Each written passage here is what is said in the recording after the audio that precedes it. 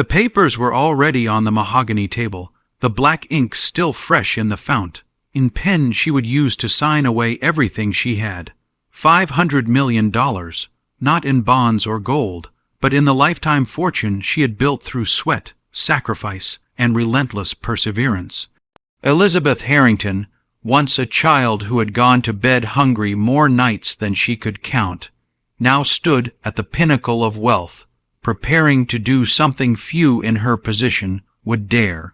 She was about to give it all, not to charities, not to faceless institutions, but to the 4 children she had adopted when the world had abandoned them. Her hand trembled, but not from doubt. For years she had known that money was worthless if it wasn't used to heal, to lift, to give others a chance at the life she never had. Those children, her children, were the very reason she had survived her loneliest nights. They had reminded her what love felt like. She had no biological family left, but these kids had been her miracle. And today, she was sealing that miracle with ink and signature.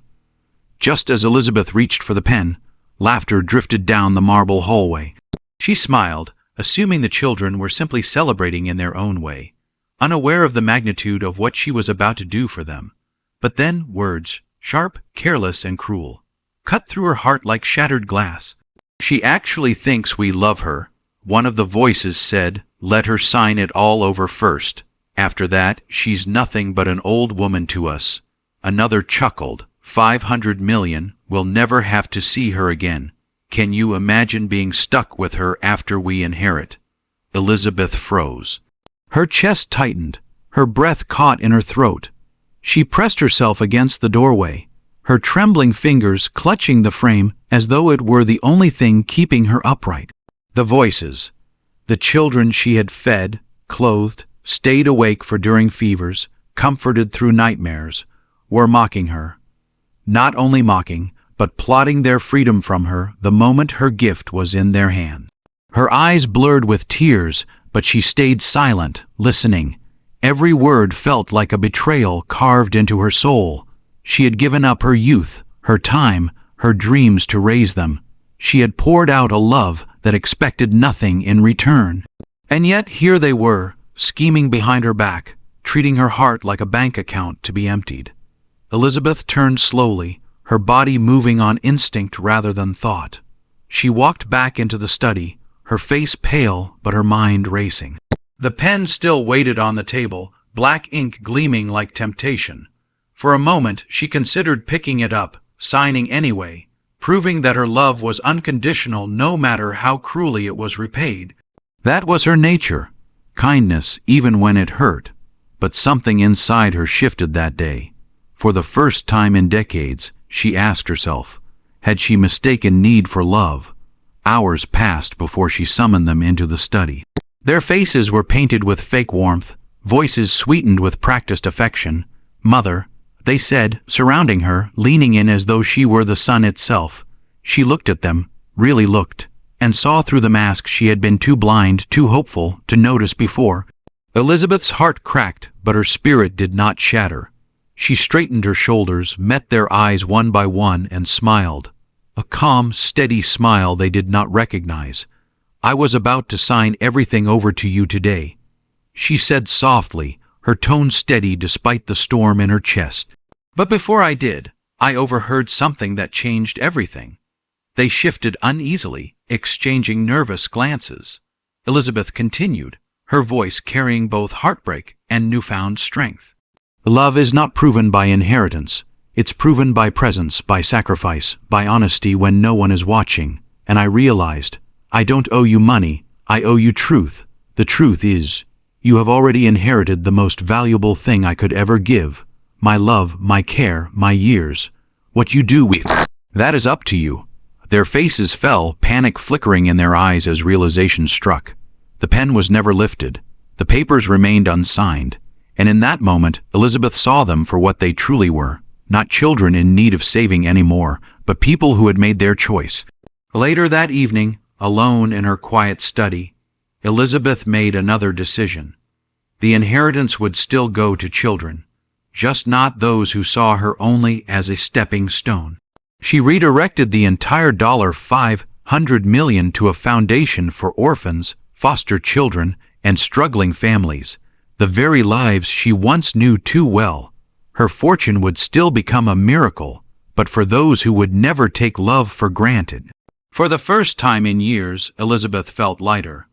Betrayal had tried to break her, but instead, it had led her to something purer, something greater than even she had imagined.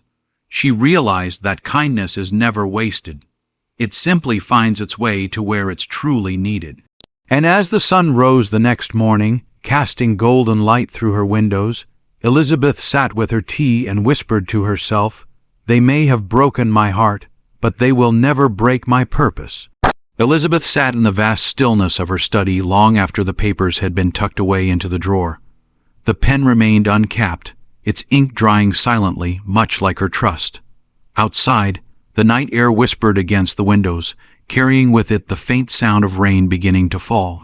She closed her eyes, breathing slowly, and in that moment, the images of years past came rushing back uninvited.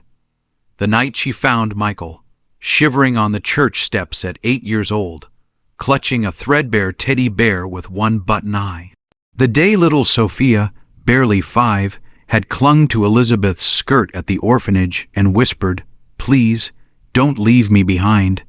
The summer when Daniel, the oldest, had finally smiled after months of silence, trusting her enough to call her Mom for the first time.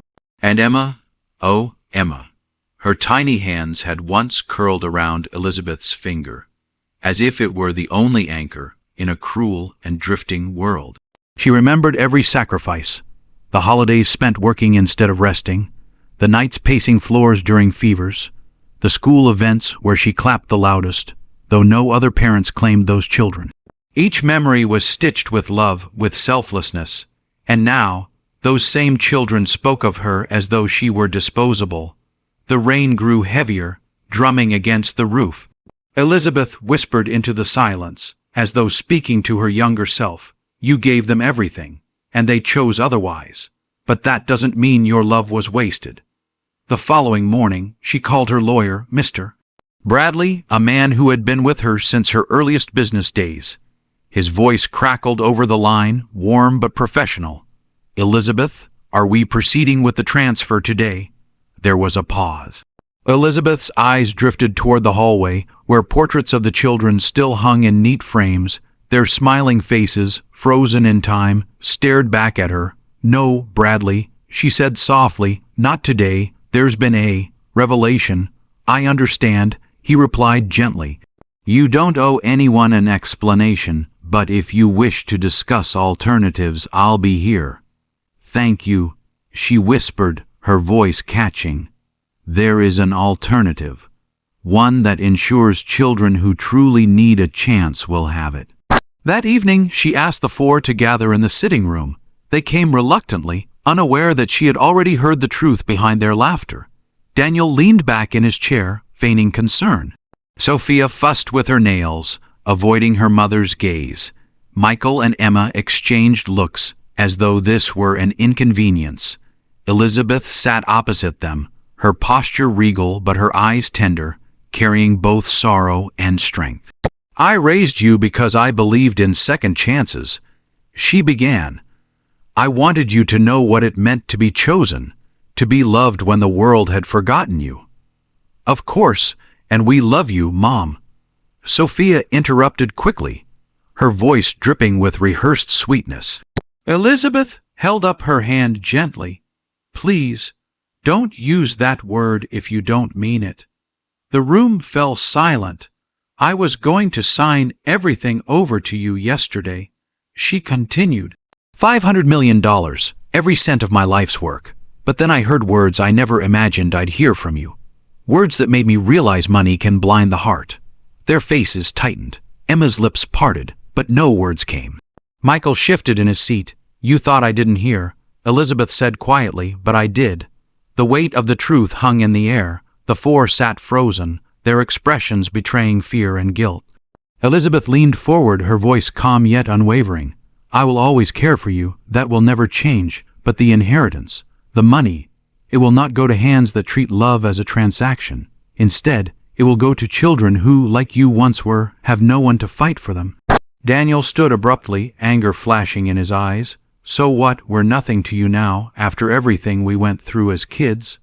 Elizabeth met his anger with unshaken grace. "You were everything to me, you still are.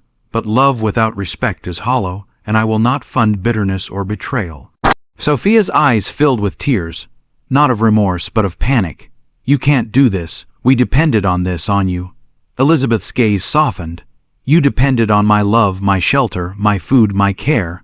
That was the true inheritance. What you do with it now is your choice." The room fell into stunned silence.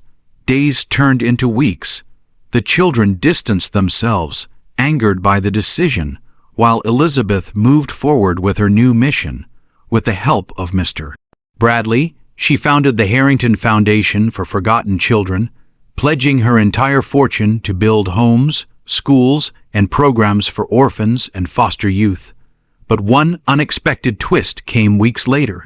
Late one night, as Elizabeth read in her study, the door creaked open. It was Michael. His face was pale, his eyes swollen from tears. He stepped inside, trembling. "I didn't mean what I said that day," he whispered. I went along with the others, but I didn't mean it."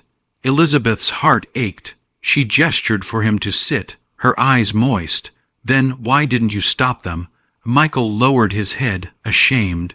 "Because I was afraid of being alone again. I thought if I disagreed, they'd leave me too. I've always been scared of losing people." Tears slid down Elizabeth's cheeks as she reached across and took his hand. "You are never going to lose me, not ever."